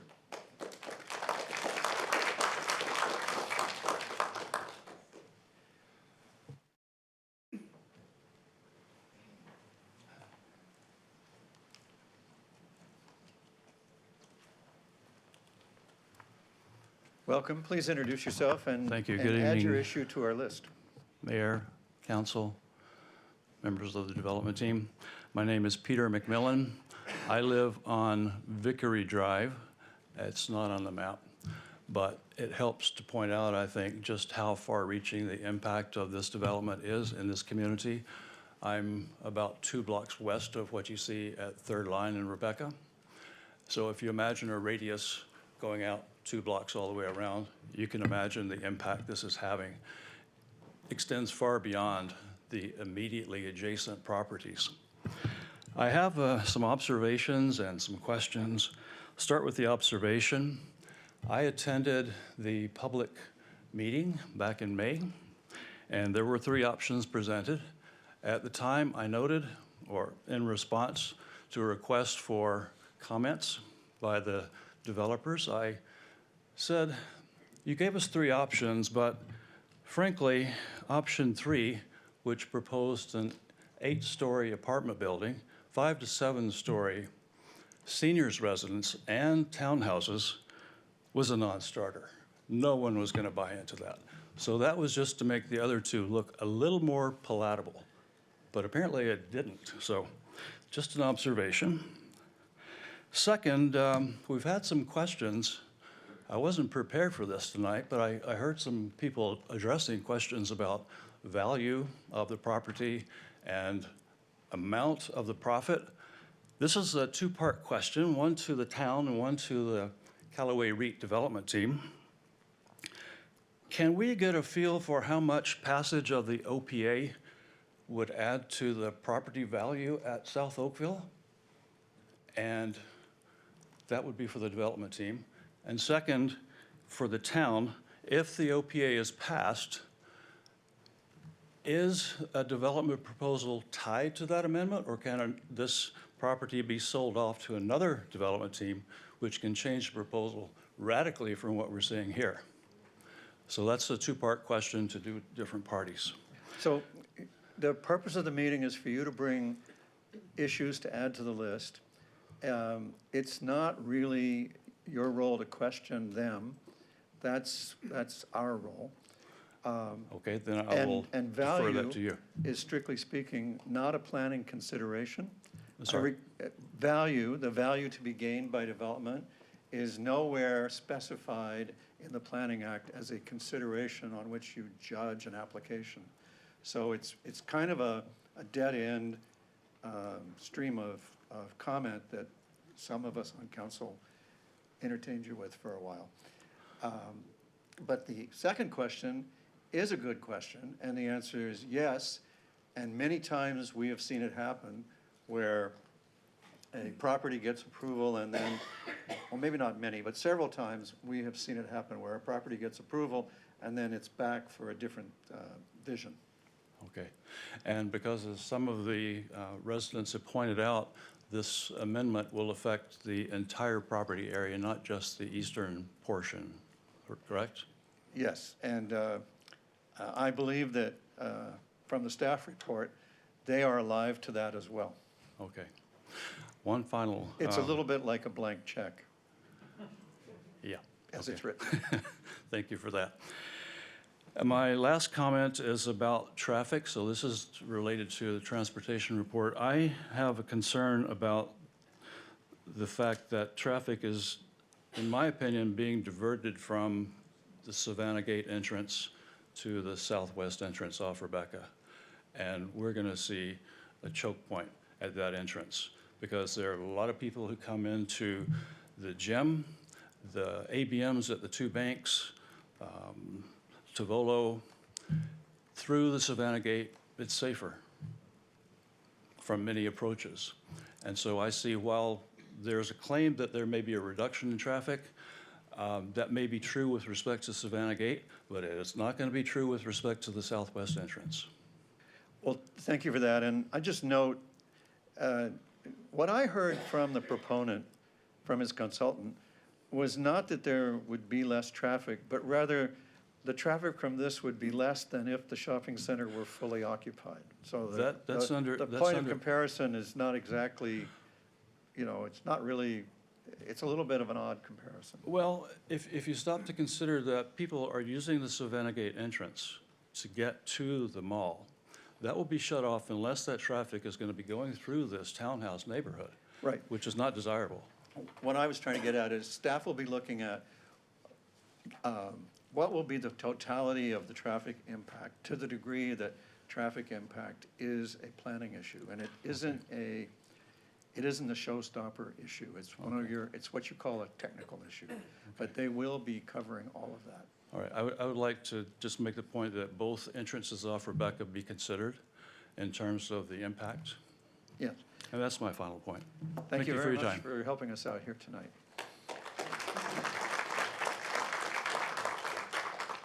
So, the point of tonight is not to make a decision, it was to get the list of your concerns. I believe we've got those, and I'm going to restrict the matter to table now and ask the planning director to tell us if he has any issues captured tonight that he didn't already have. Thank you. Excuse me. Thank you, and through your worship. In fact, the list we had going into the meeting remains largely the same. I do note, though, that there were some points that were highlighted, so I thought I'd take the time to highlight them for you tonight, so we've captured them. A review should be conducted on building heights and residential densities on abutting lands, comparing those to what is proposed. I think that flows from the discussion. Further review and refinement to the shadow study to ensure a full range of potential shadow impacts are understood. And consider the approval, this is more of a highlight of something that came out in one of the presentations. Consider the approval and impacts of an official plan amendment applying to the entire site in the absence of the details supplied with an associated rezoning, site plan, and subdivision application. Okay, thank you. Did you already have in your mind, or in your list rather, consideration of whether it was appropriate to be using terms like gray field and mixed use, as Ms. Greene pointed out or asked? I did not, Your Worship. I can add it. Thank you. Those struck me as interesting. And I note that you've already mentioned in the presentation and just now that you're considering the sufficiency of the planning justification for the openness of the amendment on the rest of the, what I called the blank check, to try to be colloquial. So with that, I need a mover of the motion to receive the report and the comments from the public and the analysis of the following matters of interest to council and the public be included as part of the recommendation report as listed by the director. Councillor Chisholm? Just one other comment, just to follow up with the director. I did indicate, and there seems to be a discussion with respect to private roadways versus municipal roadways within this development. So where does that fall into the categories? Through your worship, thank you for the question, Councillor. I identified it as following. I said a full review of the traffic study will be undertaken, including impacts on adjacent roadways, sustainable transportation opportunities, internal circulation, and the word connectivity, which I think is what we're considering. Thank you. So I'd like to add to the councillor's remark. It's our livable Oakville official plan policy to prefer public to private roads. And so it'd be interesting in your recommendation report to have some edification on what the justification would be to depart from our plan. Councillor O'Meara? And just to ensure that that also included reviewing the third line in Rebecca intersection in terms of the added traffic flow. Thank you, Your Worship. Councillor Hazlet-Deal, do you still have a question for staff? All righty. Councillor Chisholm, did you move the motion? Thank you. May I put the vote? All those in favor? That carries. Thank you, everybody. Thank you to the public for your time and attention tonight. I'm going to call a 3-minute bio break so that we can get ready for our next public information, our next public meeting report, which is the same thing. We'll be considering the next item in the agenda to get issues from the public and not to make a decision. So we are in recess for 3 minutes.